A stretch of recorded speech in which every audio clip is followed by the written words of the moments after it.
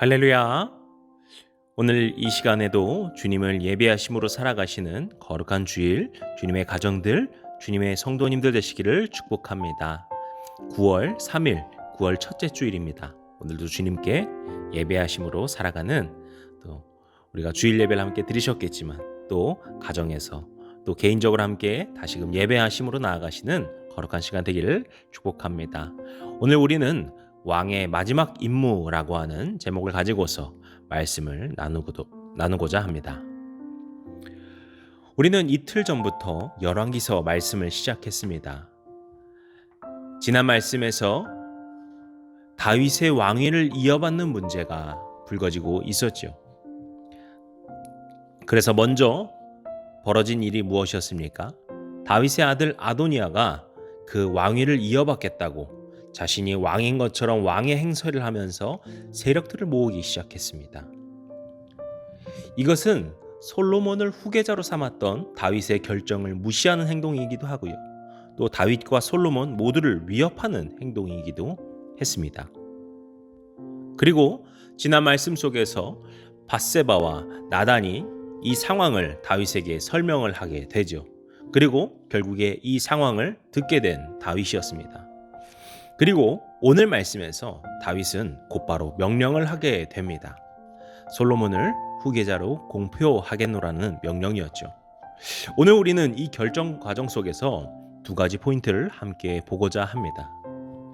먼저 주목하고 싶은 것은 29절에 나오는 다윗의 말입니다. 다윗은 가장 먼저 이렇게 이야기를 합니다. 내 생명을 모든 환난에서 구하신 여호와께서 살아계심을 두고 맹세하노라. 지난 말씀에서 우리는 아도니아의 문제로 무엇을 짚었습니까? 그의 결정과 행동 속에 하나님이 없었다라는 것입니다. 그는 어떤 당위성을 찾았습니다. 정당성을 찾았습니다. 그리고 자신의 힘을 키우고자 했습니다. 그는 철저하게 계산적으로 또 그렇게 자신의 야망을 위하여서 이 모든 일을 벌이기 시작하였습니다. 그의 마음 속에, 그의 행동 속에, 그의 생각 속에는 어떠한 하나님이 없었다라는 것을 우리는 보았습니다. 그런데 오늘 다윗은 어떻습니까? 이 중대한 결정에 앞서서 그는 자신의 이름을 걸고 맹세하지 않습니다. 나 다윗의 이름을 걸고 맹세하노라 이렇게 말하지 않고 있는 것이죠. 여호와의 살아계심을 두고 내가 맹세하노라. 그것도 그냥 하나님의 살아계심이 아닙니다. 나의 생명을 모든 환난에서 구하신 여호와. 이것은 무엇을 말해줍니까? 지금 이것은 자신이 결정하는 것이 아니라, 그리고 자신이 이 모든 일의 결정권자가 아니라 바로 자신의 모든 결정보다 더 하나님의 권위가 중요하다는 것을 인지하고 있던 것입니다. 그리하여서 이 공식적인 선포를 하기에 앞서서 여호와 하나님께 겸손함으로 또 주님의 이름을 높이는 마음으로 그가 선포하고 있다는 것을 알 수 있습니다. 우리는 지난 말씀에서 보았던 다윗이 어떠했는가를 생각해 보게 됩니다. 그는 나이가 많아 노쇠하여졌고요. 기력도 별로 없었습니다. 그리하여서 지금 어떻게 돌아가고 있는지, 아도니아가 어떻게 왕처럼 행세하고 있는지도 제대로 파악하지 못하는, 어떻게 보면은 무능력하거나 아니면 무기력한 왕의 모습을 보았죠. 하지만 그럼에도 불구하고 다윗의 말과 행동 속에 철저히 여전히 하나님 중심적이다라는 것을 우리는 볼 수 있는 것이죠. 그것이 그가 위대한 왕인 이유인 것이고, 그가 정말 주님의 큰 축복 가운데 살아가고 있는 자라는 것을 우리에게 드러내주고 있습니다. 그리고 이러한 모습과 함께 또 하나 살펴볼 부분이 있다면은 30절에 나오는 말씀을 우리가 주목하길 원합니다. 다윗은 이제 솔로몬이 자신을 이어서 왕이 될 것이다라고 선포를 합니다. 그런데 그 선포를 하면서 마지막으로 어떻게 이야기를 하고 있습니까? 30절 마지막에 이렇게 이야기를 하죠. 내가 오늘 그대로 행하리라. 이것은 무엇을 말해줍니까? 다윗이 이 상황이 문제라는 것을 깨닫고 이 문제를 고치기 위하여서 차일피일 미루지 않았다라는 것입니다. 바로 오늘 곧바로 즉시 이 문제를 수정하기 위해 해결하기 위해 앞장섰다라는 것을 우리가 볼 수 있는 것이죠. 그래서 이후에 보면 어떠합니까? 31절에 보시면은요.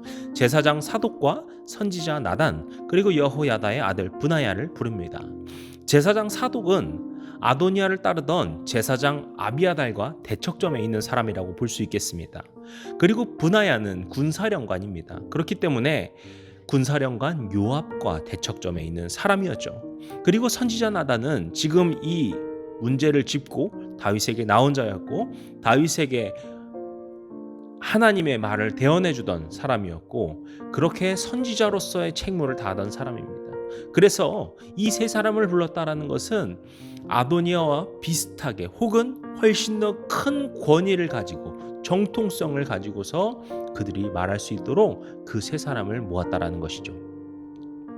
이렇게 아도니아에 반대되는 권위 있는 사람들을 불러 모으고서 그들에게 솔로몬을 노새에 태워 왕으로 삼으라고 그렇게 예루살렘을 돌아다니며 선포하라라고 명합니다.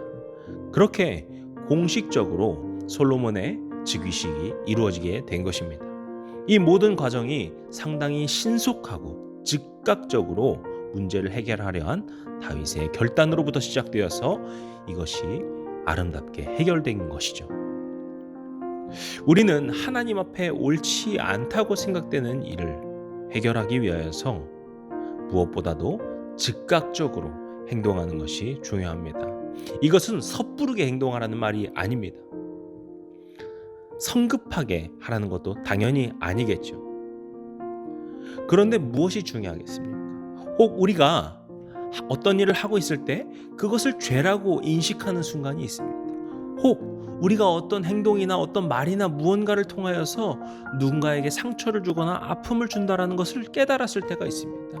하나님 앞에 옳지 못함을 죄된 모습이라는 것을 깨닫는 어떤 포인트가 있다는 것이죠.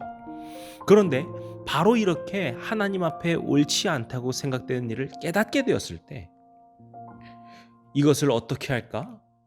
내가 그렇다고 이 행동을 하지 않으면은 나의 어떤 이익을 잃을 텐데 내가 힘들어질 텐데 라면서 어떤 계산을 하거나 하며 고민하면서 지체하는 것이 아니라 하나님 앞에 옳지 못한 것이 있다면 하나님 앞에 죄된 모습이 있다면 하나님께서 기뻐하시지 않는 행실을 혹은 우리가 하고 있다면 바로 그때 즉각적으로 그 문제를 해결하고자 노력해야 한다라는 것이죠.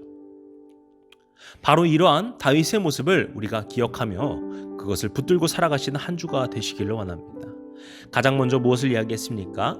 모든 결정 가운데 하나님을 높이고 하나님 중심적으로 결정하는 것이었습니다. 내 힘으로 하는 것이 아니라 나의 말로 하는 것이 아니라 나의 능력으로 그것을 하는 것이 아니라 우리는 하나님 앞에 겸손함으로 내려가서 겸손하게 낮아짐으로 가서 주님께 맡겨드립니다. 주님 행하여 주시옵소서. 그렇게 주님 앞에 나아갈 필요가 있겠습니다. 그리고 그런 죄됨이 있다면 그런 하나님 앞에 옳지 못함을 우리가 발견하게 되었다면 그 문제에 대해서 우리는 즉각적으로 해결해야 합니다. 그래야 해서 우리가 하나님 앞에 더욱더 거룩한 백성으로서의 모습, 삶으로 나아가야 할 것입니다. 오늘 우리의 이러한 행실과 노력을 마음에 품고 살아가시는 한 주가 되셨으면 좋겠습니다. 그래야 해서 우리가 그런 행실로 나아갈 때, 그런 마음으로 주님께 나아갈 때 그것을 우리가 주님께 더욱더 가까이 하게 되는 계기가 될 것이고 또 그렇게 주님과 가까이 하게 될 때 주님의 그 크신 축복을 맛보며 살아가는 한 주가 될 줄로 믿습니다. 그렇게 살아가시는 우리 모든 성도님들의 하루 또 한 주가 되시기를 주님의 이름으로 간절히 축복합니다.